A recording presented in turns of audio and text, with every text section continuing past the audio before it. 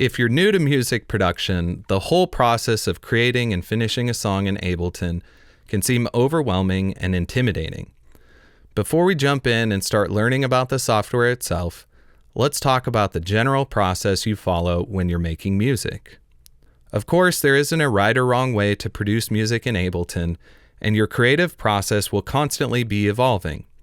But if you're new, this workflow will help get you started.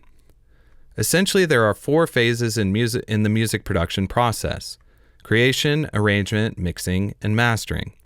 I'll give you a brief overview of each phase now, and we'll talk about each one in more detail later in the course.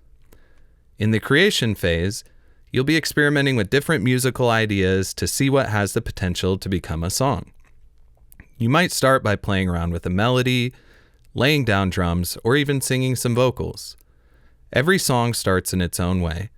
Not all of the ideas and performances you create will be good at this stage in the process, but that's not the point. You're just brainstorming here. The goal is really to just create a few building blocks that will eventually become the foundation of your song. Be open, try different things, and creative accidents will happen. The next phase is arrangement. So what is arrangement? When listening to music, you've probably noticed that songs have different sections like introductions, verses, and choruses. During the arrangement phase, you use the building blocks you generated in the creation phase to construct a complete song. After you arrange the song, the next step in the process is generally the mixing phase. The mixing phase is about refining your song's sonic palette and getting all of the elements of the track to work well together.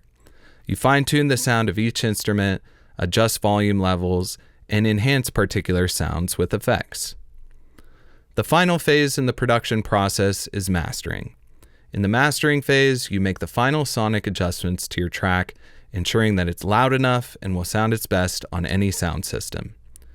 So that's the music production process in a nutshell.